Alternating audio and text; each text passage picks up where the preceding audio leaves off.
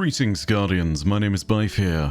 Yes, I'm finally getting to it. I know it took a long time, but I was in the ARG and I was in the Raid Secrets Discord and I was trying to figure it all out all along with regards to the lore side of things, and oh, it's been a long 2 days.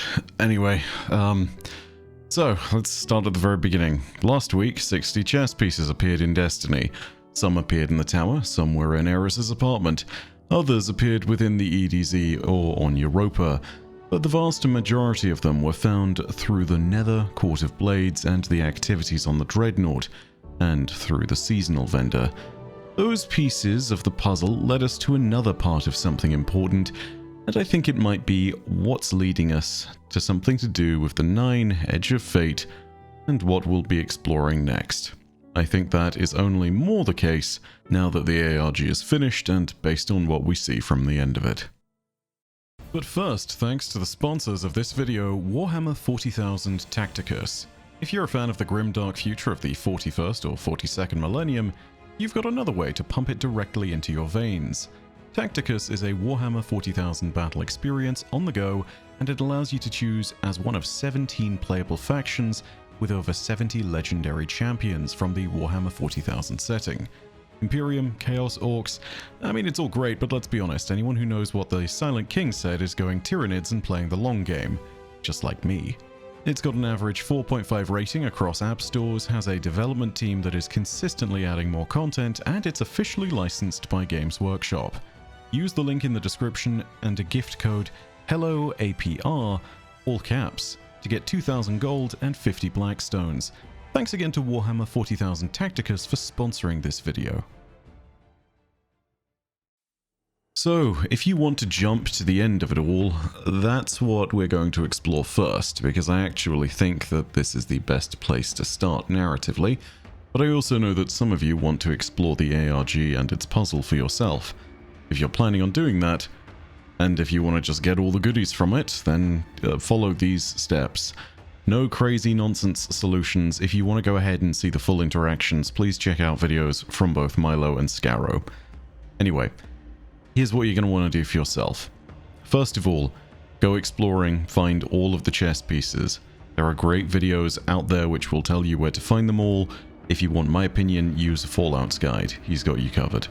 When you have all 60 chess pieces collected, go to Eris's apartment and to the room within her throne world that is underneath the main platform. Here in the center you will find a chessboard, which has an interact prompt.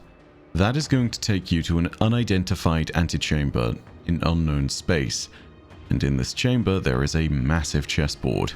If you want the solutions to this puzzle, I'm going to link you Milo's video here. Alternatively, just use the input of pieces that I'm putting up on screen now, and this will skip you out of your current stage of the game, which is the middle game, and it will bring you to the end game. When this is done, and you are in the end game, you're going to need to input a sequence that I'm showing you on screen now. This is your final answer.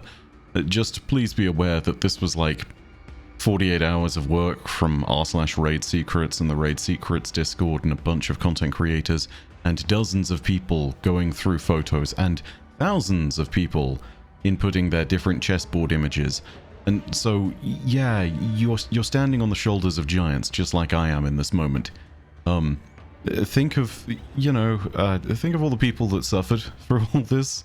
I think that Bog and Scarrow and Milo and Mactix all collectively lost their minds over the last couple of days. Please send them flowers, or something. It was not an easy process. And please send flowers to all the people from r/Raid Secrets who made the useful tools that everybody used to actually get to this point. Just a little note. Anyway, this is the final solution. When it is done, you're in the endgame section, and when you've inputted that solution, head up to the top over here and input your answer. If you put all of this in the board correctly, it will light up with green fire and a chest will appear with your rewards.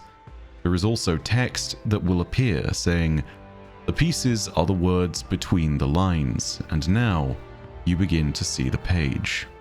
Inside the chest, you get a new ship with lore on the hull and how the Drifter doesn't completely understand it, a bunch of materials, a new emblem, and a new Taken-ish shader.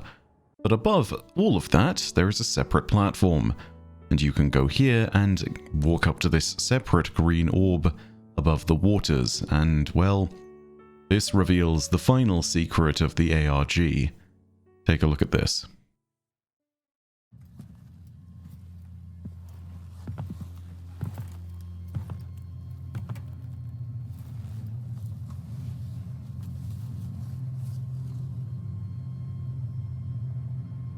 Grief's a funny thing. Some folks get stuck in it, frozen in place. It holds them hostage. And some folks, well,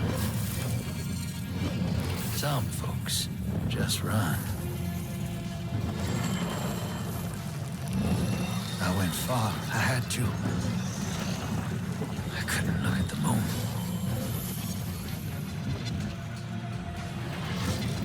The way I see it, the farther you run, the less likely you are to get stuck. But this universe tends to stop me in my tracks.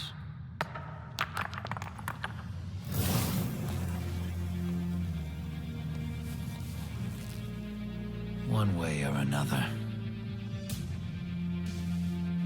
Something's out there, hero. It's throwing rocks at our window.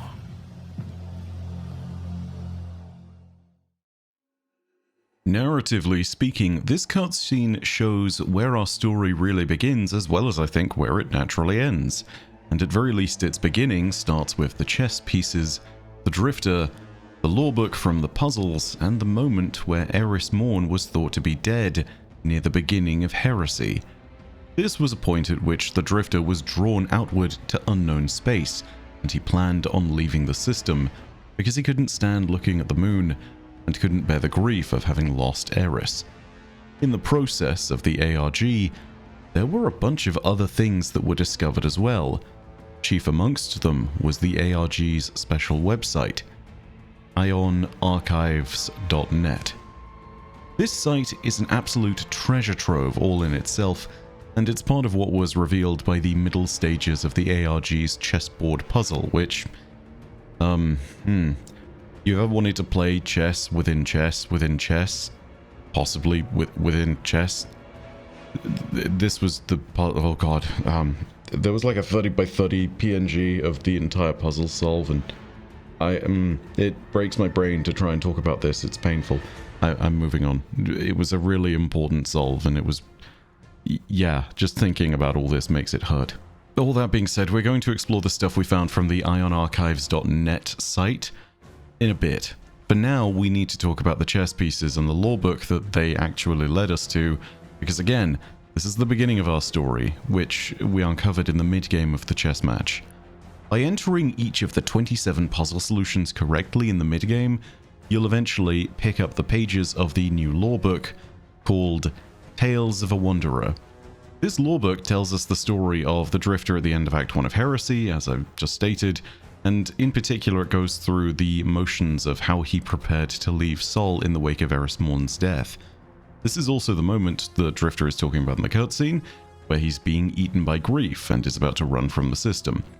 That being said, throughout the lawbook, he visits a bunch of places, including the Tower, Eris's apartment, the Dreadnought, Europa, and the EDZ. All these locations are no coincidence, because they are the places where you actually pick up the chess pieces that drop in order for you to start playing the chess game. All 60 pieces come from either any of these locations, or alternatively they come from challenges associated with them, or they come from the Drifter himself. Granted, the actual lawbook doesn't cover on the time that the Drifter was on the Dreadnought, but trust me, it's in the seasonal story a bunch, and it's even got its own lore tabs. He was there. We also get 5 pieces directly from the Drifter, and at this point you can see text from them. It reads things such as, "Whatever this is bounced off my shoulder the other day." And yeah, another one of them. "You can have this one too for all I care, don't mean a thing to me." And makes no sense. Waste of space is what it is. Turned around a few minutes ago and tripped over this one. Wherever these are coming from, I hope they find better things to do. If I trip over one more piece, I'm kicking it into low orbit. So these chess pieces are just materializing out of thin air near the drifter, almost like someone is deliberately leaving them out for him to find. In the cutscene that we got, we also see one of them transformed into the hall at the start of the cutscene, and the hall transformed into one of them at the end. It appears that the drifter is being left these pieces of the chessboard by the Nine, or perhaps by their emissary who often speaks on their behalf, who in their past life was a guardian called Orin that the drifter used to know. I say this partly because this is not new. This has happened before. Anyone remember this moment from the season of the Drifter?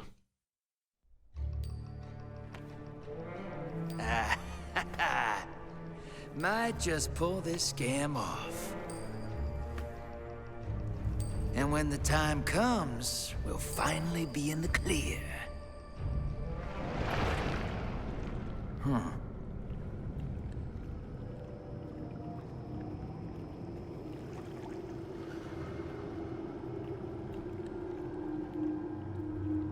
A horse.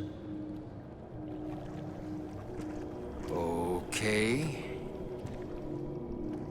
We have enjoyed watching you. We came to say farewell. Our attention is required elsewhere. All right.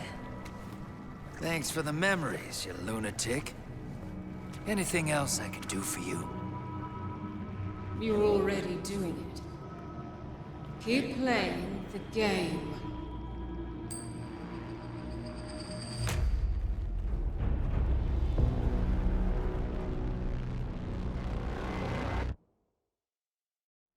In this cutscene, the Drifter's coin disappears mid-flip and then spontaneously reappears when the emissary tells him to keep playing the game.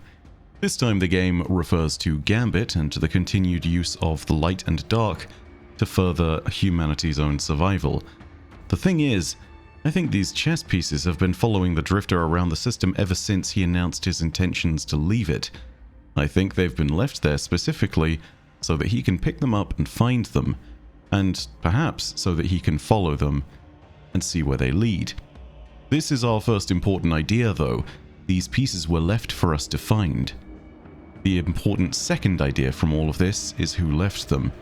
If the emissary, or perhaps just the Nine generally, dropped these pieces for the Drifter, then perhaps they're meant to help lead him out of the system to wherever he was going.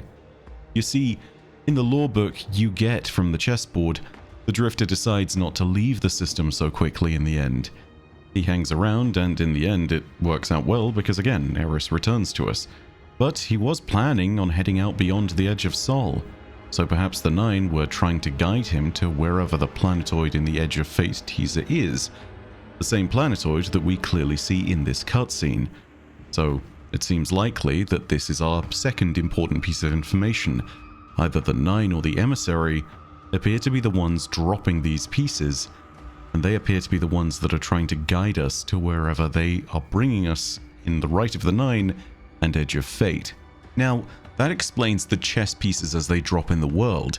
There are also the chess pieces that you find in the unknown antechamber, which are within the actual mid-game and end-game portions of the chess game. So, they are the same technically, because you have all 60 pieces, but we need to explain them and look at them a little differently, because a chess piece in isolation is different from a chess piece on a board. Hopefully you'll see that by the very end of it. The bigger overarching notion of this, which is something we'll explain more in the Ion terminal that we're going to get to at the very end of the video, is that the chessboard is not a chessboard. It is a dialogue. Your objective in this chess game, however, is, well, to play chess. But it's a board that presents a single scenario, and your objective is to always insert enough pieces, or the right pieces, so that you can take the opposing black king piece. This in itself might mean something. I think it might be representative of our struggle for survival, and it might be a more literal look at the battle of light versus dark that we've been enduring, the game that we've been playing for so long. The game that the Nine referenced all the way back in the season of the Drifter. Now, I should be really clear about this. The Nine do not see a distinction between light and dark as forces of the universe, as we learned back in Prophecy. They do, however, see the distinction between us and the forces of the Witness that we were fighting against. So, when I reference light versus dark in this, I'm not talking about Solar Arc and Void versus Stasis Strand, and if there are other darkness powers, then those. I mean about the different sides of the forces that we were fighting for the last 10 years. If we're looking at the chessboard as the forces of light and dark, we might be looking at this from the wrong perspective though. This could be the various forces of the Nine, aka the group of 5 that are aiding us, and the group of 4 that want to detach themselves from their dependency on us. If that's the case, interpreting this would be made infinitely more difficult, because interpreting all the actions of the Nine is like trying to see through an opaque piece of glass. You might get an idea, but you have no idea what's really there until you break through. If we are to return to the possibility that this is all about the main Destiny story of the Light and Dark saga and what goes beyond it, we have some really interesting things to note though. Let's start with the taken and deletion side of things. Because yes, there are taken and deletion things, or rather pieces that allow you to make conversion and deletion moves. The conversion ones just look like taken ones. The deletion pieces sort of look like they've been bisected by the Witness, as it cuts through things in those straight parallel lines. The taken ones, or conversion ones, should obviously enough be a parallel to, well, things being taken. But it also, I think, might represent something changing sides within the greater conflict. Again, this is another reason why the chessboard is not just a chessboard with chess pieces and a chess game. It is a dialogue. So one could look at these as, say, the Witness and Oryx enacting their powers to take or to just destroy something, or they could imply something narratively speaking. For example, they might imply the death of a character, or the moment where they change sides and fight against us. With all that in mind, I wanted to briefly touch on a crackpot theory that I had regarding these chessboards.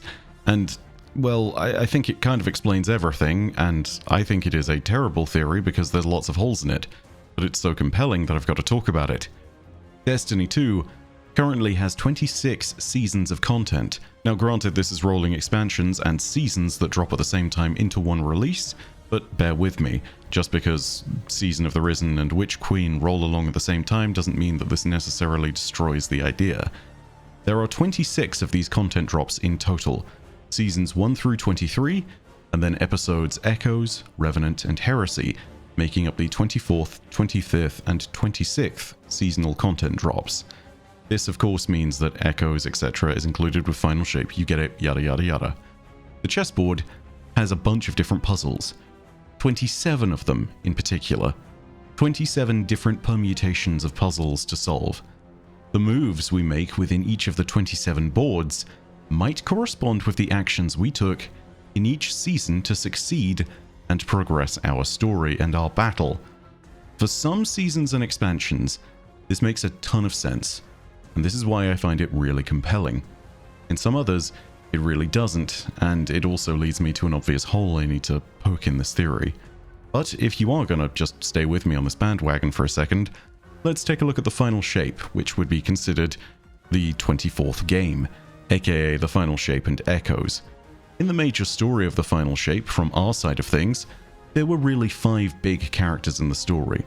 That includes ourselves, Cayde, Crow, Zavala, and Ikora. And yes, I know there are absolutely other characters. You could look at Luzaku, you could look at Portage, you could look at Mara, but these are the big movers and shakers on the stage. Even with Taj's sacrifice, I'm not necessarily counting him. When you do look at the board though, there are 5 major pieces that we interact with. One of them is a white knight at d5 that needs to be deleted. The other 4 are added to the board. 4 out of the 5 characters in the Final Shape that are core to its story survive, namely Ikora, Crow, Zavala, and us. There is one that does not survive, Cayde. 4 pieces added, 1 deleted. Equally, look at the first puzzle within Destiny 2's vanilla release, literally the first puzzle you interact with in the mid-game. There's only 1 piece that needs to be added or moved. That could represent us, and our regaining of the light at the Shard of the Traveler, and the entire campaign that we went on to use it to defeat Dominus Gaul. So you can start to understand why this is so compelling. It doesn't always work, but in the moments when it does, I think it really stands out. For me, the one I really enjoy is actually Game 19, where, at very least in the moveset that I had, you had to delete 2 pieces in order to checkmate the king properly. And in these instances, well, if you remember back to the Season of the Seraph, Rasputin died. And Rasputin was also partly made up of the memories of a guardian that made him who he was, Felwinter.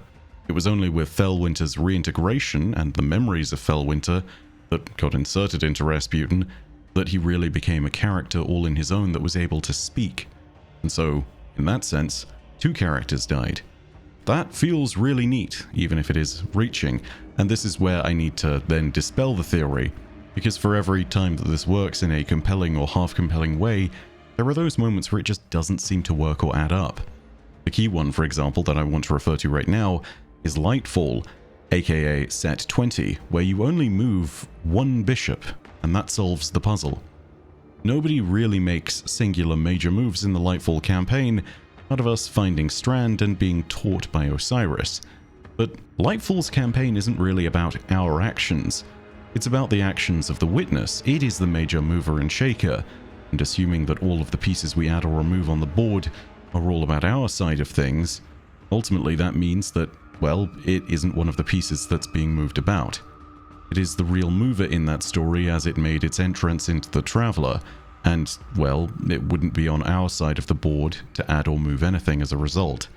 Equally, in the attached Season of Defiance that would also be in Game 20, the major story event was the death of Amanda Holliday, and there is no deletion piece that we might attribute to her death.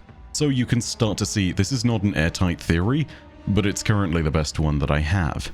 Some of the explanations season by season are really interesting, but they're just not as ironclad as I thought they would be. It does lead me to a very interesting point that either destabilizes the whole thing, or alternatively, gives it further ground though, which is, there may be more possible solutions to some of these puzzles. The more complex ones and the simpler ones, inevitably, end up having solutions that are more determined. There is probably only one way you can solve those. However, for the middle puzzles, between, say, 6 and 24, you're looking at a variety of different possible solvable connections. And if that is the case, maybe there are other combinations that make more sense relative to other storylines. However, even with all of this maybe not fitting perfectly, I want to go ahead and talk about it because it means that we could acknowledge that the Edge of Fate would be the 27th content drop. So in this case, if we were to assume this theory was correct, we would need to look at our 27th board. And it just so happens that if we take a look at the 27th board, the winning moveset involves converting 4 knights across the board. What might 4 knights switching side mean? Not sure, but then again, how many members of the 9 were trying to form a singularity? Oh yeah, 4 of them.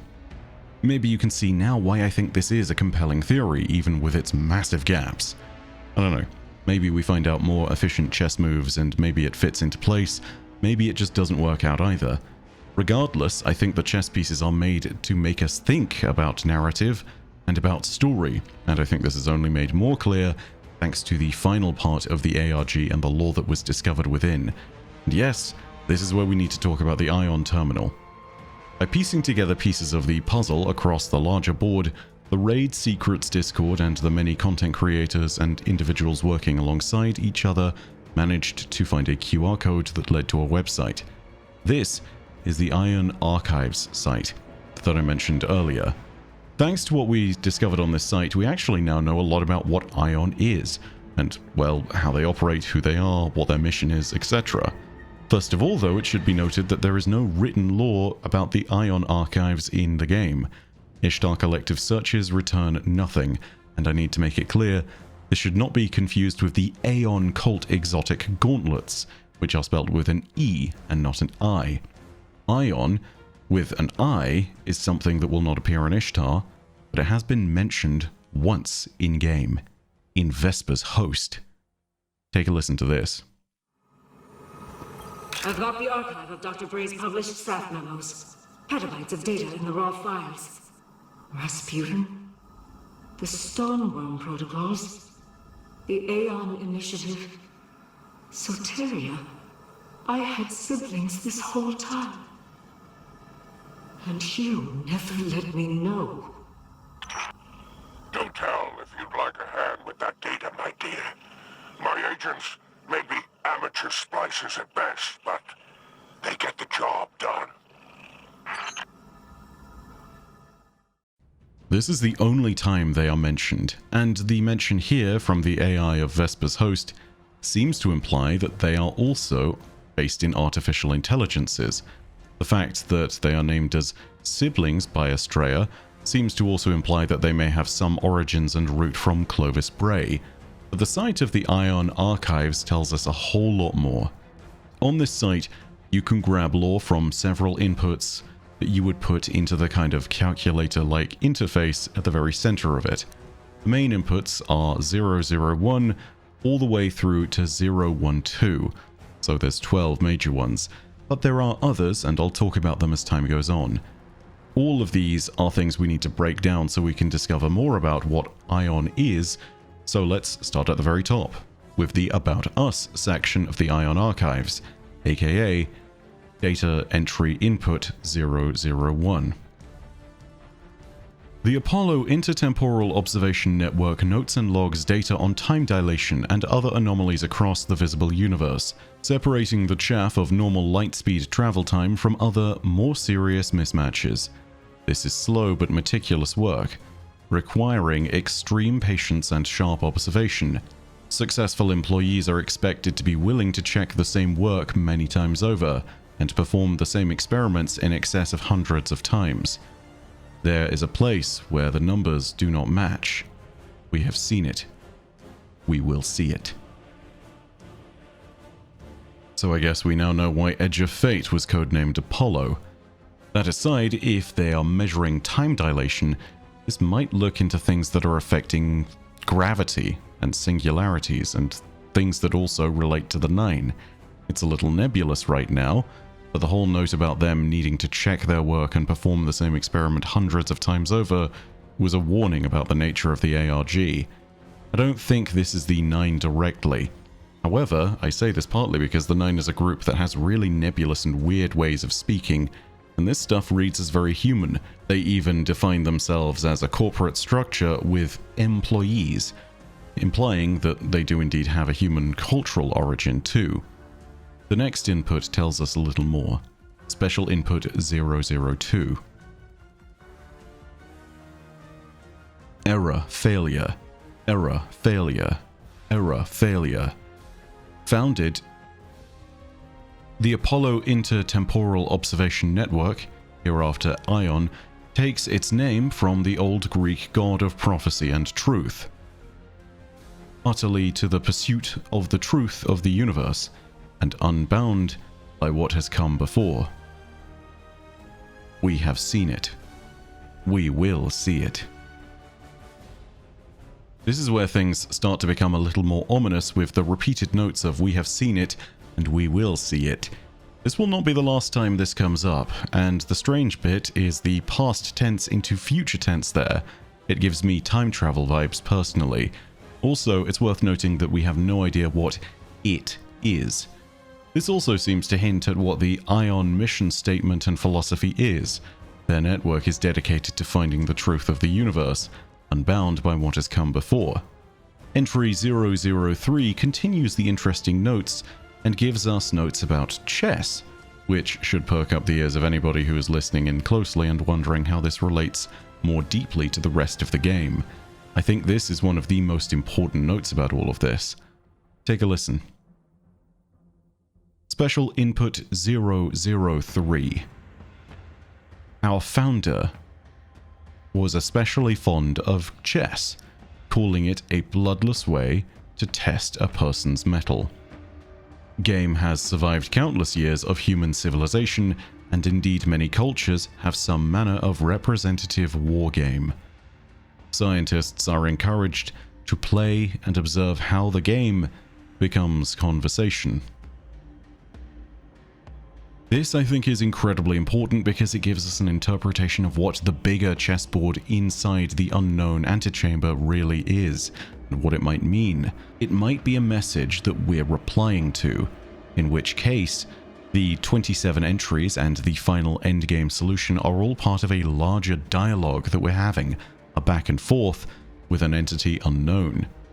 In which case, we need to understand what the question is. In fact, this only seems to make more sense with the final line given to us when we solve the endgame puzzle, aka, the pieces are the words between the lines, and now you begin to see the page. This is all about perspective. This is not a chess game. It is all a conversation. It is a series of questions and answers. It is a back and forth. It also tells us, along with the repeated references to old Earth culture, that the Aeon network is unquestionably of human origin, and perhaps happens to have human members. The fact that Astrea refers to them as her siblings again does seem to imply that there is some kind of artificial intelligence involved somewhere, or perhaps some deep-seated link to Clovis Bray. Pivoting onto new and strange things though, we have entry 4.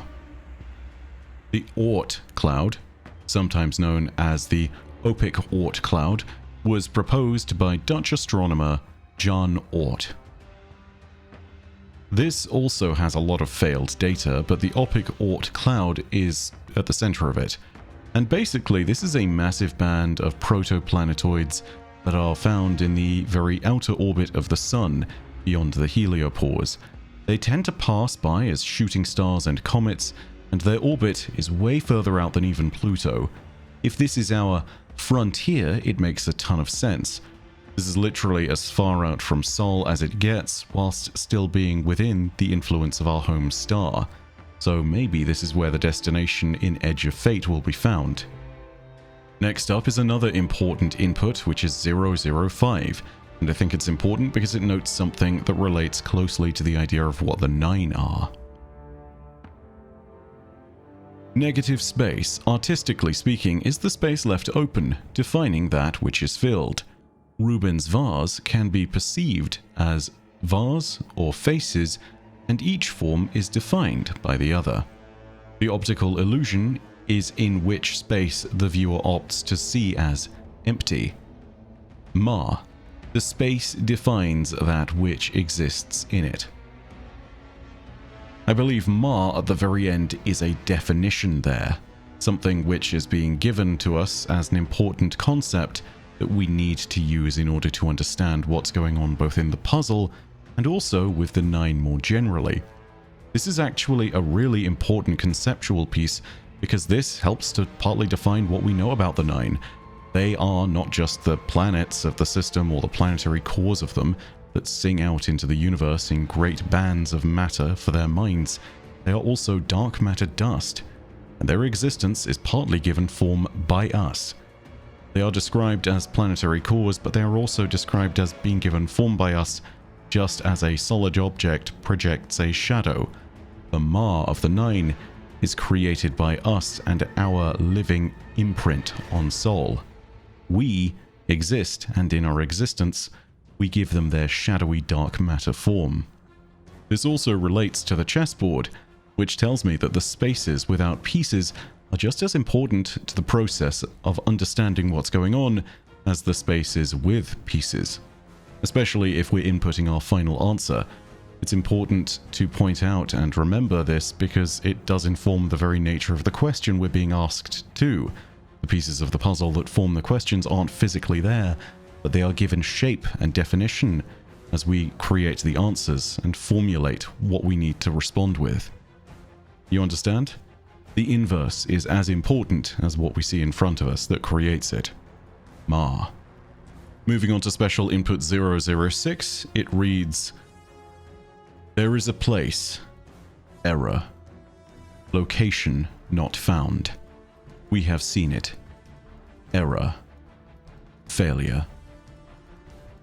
Again, there is another mention of we have seen it.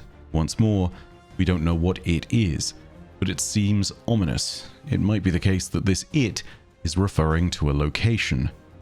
It could also refer to whatever or wherever we're being led to in Edge of Fate. Speaking of sinister things, Input 007 seems to push an understanding of what's going on with the Ion group in a very interesting direction. Take a listen to this. Alert. Error. 2 occasions of scientific dishonesty in the history of our organization, each of which lost years of progress. Each instance will be recorded on the... along with its consequences and reasons, to remind all future scientists of the weight.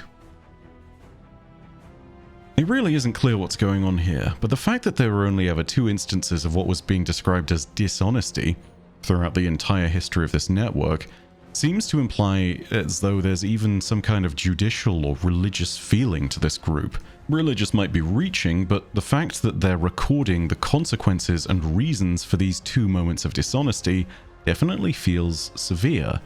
I think that for the individuals that find themselves within the Ion network, they're probably finding themselves in a very deeply entrenched position of respecting science, to the point of what some might even feel is fanaticism.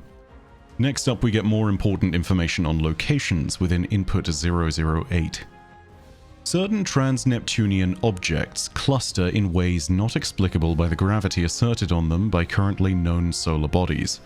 If, however, there were another planet-sized object obscured from our sight in some manner, the gravity it would exert would explain the tilting and the clustering of these objects. In fact, we can calculate the size of the planet required down to the... This is a really interesting note, and if people who have been sending me things over Twitter and other social medias is true, then this relates to an idea of a 9th planet that's somewhere out beyond the heliopause, or a 9th planetoid. I'll be completely honest, I'm at the place where I'm far too tired to continue my research, so for the time being I will just say that it is clear that there is something out beyond Neptune, and it is affecting the gravity of objects out beyond the heliopause. If this is to do with the 9, the manipulation of gravity and the creation of a singularity, then it makes a ton of sense that there would be gravitic disturbances though. Gravitic disturbances that could be tracked but not seen.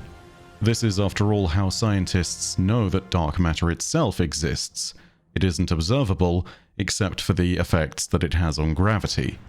This also might help us to separate the Ion group from the 9 themselves, as they're not aware of the 9 as a force that's capable of potentially amassing all of the dark matter dust that they have been amassing to create their singularity. It very much feels as though they are not linked, and yet they are linked tangentially because of this finding.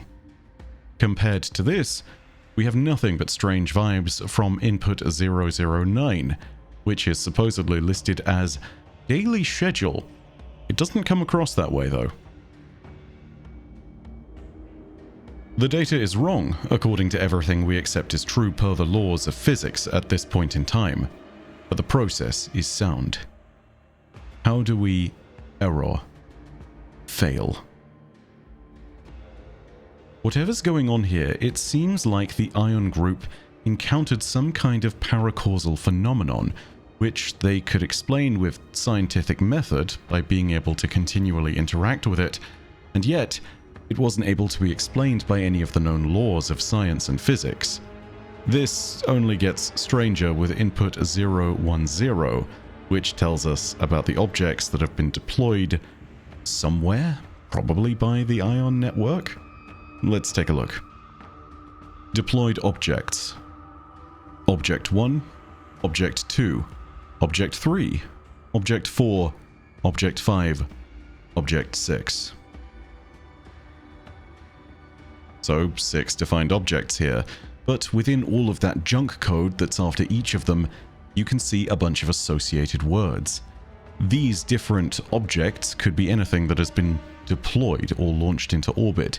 It could be the satellites, like the one we see in the trailer. It could be deep orbit war mines, which is something commonly referenced alongside the 9. It could be something else. The words associated with each of these objects in their junk code, however, might be important. For example, in the junk code after Object 1, you can see the word unknown. In Object 2, you see adjust and negative. Object 3 you see disappear and she, and they go on from there. I don't know what to make of any of this just yet, but the whole thing just continues to be weird. Input 011 brings us to a section called Bookmarks and reads the following out for us to use.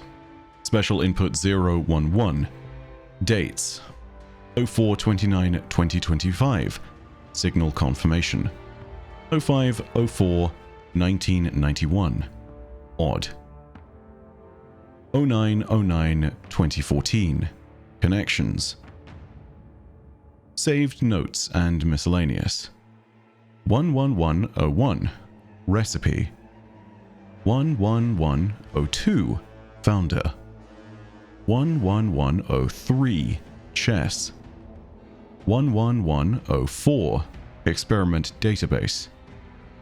Alert. Memory corruption. As some of you will have noticed by the way that I read them out, some of the things that you can put into that are dates. We'll get onto that in a second, but the common denominator for all of these numbers, at very least the numbers that feel like complete strings, as opposed to just waffling garbage data, yeah, they can be put into the Ion Network terminal that you can see on the ionarchives.net site. And, well, they return things. Lots of them are just memes and Easter eggs, but in some instances there is more lore.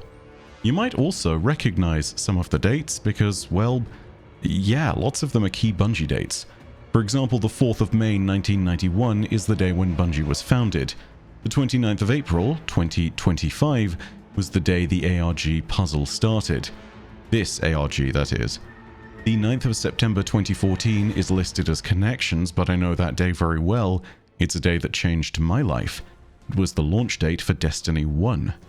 Another interesting date that can be found with more excavation from all of this is October 17th, 1956, which gives us a major clue about the chess game that we're decoding in the form of yet more clues from a famous chess game in the 20th century. As for the other saved notes and the miscellaneous entries, we have some more interesting stuff to figure out. The recipe one is mostly empty, and I don't know if there's any relevance to it. It could just be dead code in a few ingredients.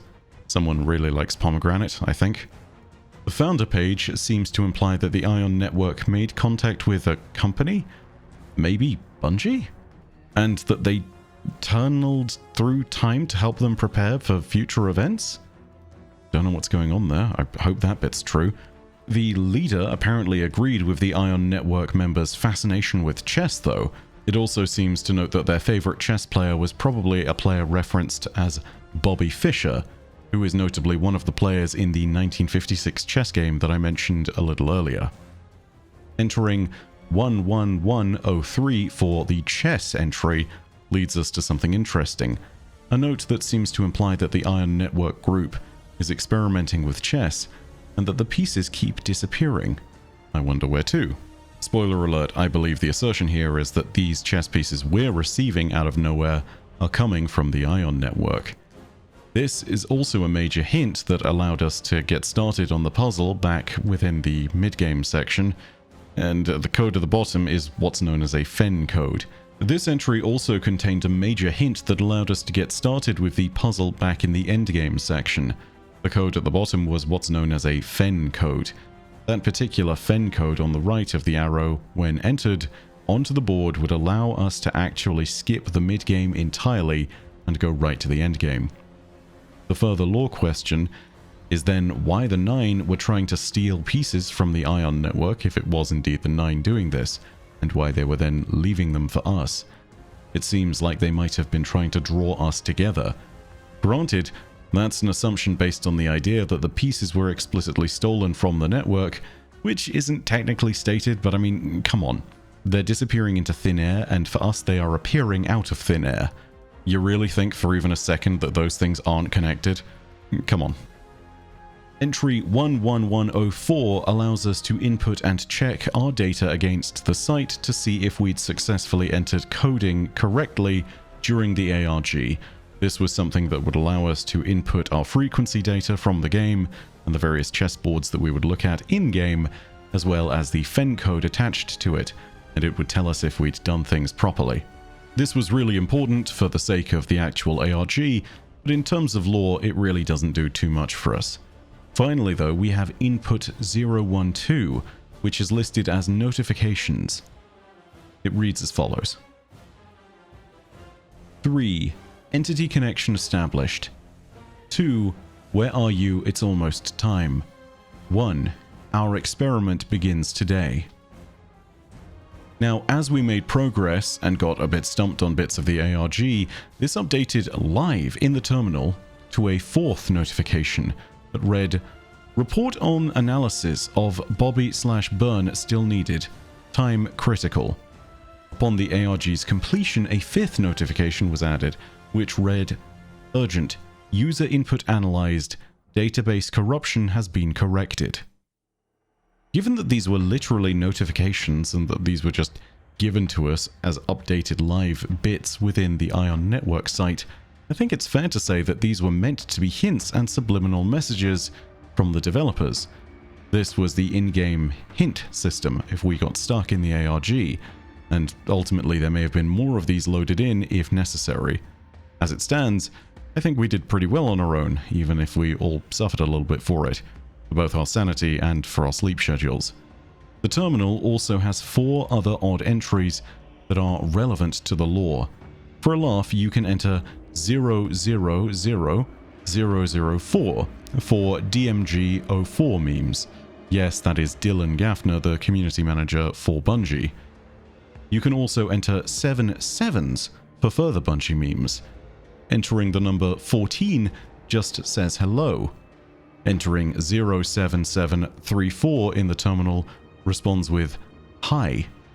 There are entries for Ling Ling, a long-running deep-cut Bungie lore meme, if you enter 11177. There are notes that can be acquired on past Bungie games if you put in the respective release dates of those games, including Pathways into Darkness, Myth, Marathon, Halo, and the Halo Reach chess Easter egg from back in 2010. Ah, that's a blast from the past. None of this would be hugely impactful to the lore, except for maybe the high-end hello. Not sure what those numbers correlate to, if they correlate to anything, but it feels a little bit weird. 14 almost feels like it was designed to be discovered. But 07734? Don't know about that one. Maybe someone in the comments can provide a bit more context. Regardless, that is the Ion Network terminal, and most of its secrets, and it is a fascinating look into a source of lore that might give us a window into something we'll interact with in Edge of Fate. I kind of hope it is, because this sounds really interesting. Regardless of whether it is a group of human scientists, or whether it is a group of AIs, or whether it's some remnant of an ancient Clovis Bray project, I think that no matter how this goes down, it's going to be interesting. Principally because it means that there may have actually been other human or human-adjacent groups that survived the collapse. This means we have a second Nyamuna situation. For more of humanity to have survived is a great thing. I think there's also no guarantee that this isn't just something where it's a terminal spitting out random bits of code which the Nine are pulling for us and using to bait us in. And in that sense, well, maybe this is a human institution that was destroyed in the collapse. I don't want to get my hopes up. I feel as though that's more likely to be the case. I mean, it'd be kind of remarkable for something to have survived all the way out there. However, maybe there is a way. And it is also worth remembering that in the Art of Frontiers that Bungie showed off a long time ago, there was a group of robed human figures that was moving towards some kind of great nexus. So maybe I'm wrong. Who knows, maybe we could find humans that are out there beyond the reaches of Sol, somewhere within the Oort cloud. Pulling all of this together though, I think that there are major clear notes and some conclusions we can draw. Firstly, the chess pieces are not being sent to us randomly. The chess pieces appear to be sent by the Nine. They are interfering with both the Ion Group and us. In particular, they appear to be interfering with Ion Group experiments involving chess, and pulling those pieces through reality and throwing them in our direction to try and get our attention. All of this is perhaps so that we can establish a dialogue and a message between two groups. It's worth remembering that the chessboards themselves are not necessarily just chessboards. They are dialogues. They are answers and questions. And as it stands, this is going to probably be the hint that leads us into the Rite of the Nine and Edge of Fate. Something has begun to knock at the door of our system, and it looks like we're going to turn our eyes outward, away from Sol, and to search for something new and weird. It's a very interesting time. If there is more on the Ion Group at some point in the future, I'll be sure to report on it, and to let you all know. If there's more on the Nine, well, I'll definitely talk about that too. Also, I have a couple of absolutely massive videos on the docket. There is a video on the origins of the Dread that is something like 45 minutes long that is coming out at some point very soon. That's with an editor currently. There is also going to be a massive mega video talking about all the lore of the Nine. Given the timing of everything, I'm actually going to delay that. Not because it's something where I want to, but because it's so close to Rite of the Nine that I think I might as well delay it so I can include that lore in it as well. This is a big video already. It is already going to be something close to well over an hour. It could be longer than that with all of the new lore included. I don't know. We're going to find out. Thanks again to Warhammer 40,000 Tacticus for sponsoring this video. Use the link in the description and a gift code HELLOAPR, all caps, to get 2,000 gold and 50 black stones. Anyway, with all of that being said, I hope you enjoyed the video. Hopefully this was a good look into the ARG and the things we learned. And who knows, maybe we'll learn something interesting. If you did enjoy it, go ahead and leave a like, leave your own thoughts down below in the comments, and if you want more content like this, hit subscribe, and the bell next to subscribe to turn on those email notifications. But as per usual, know that your viewership as always has been quite enough for me, and that in the meantime, my name is Byf. Parodacia ad Astra.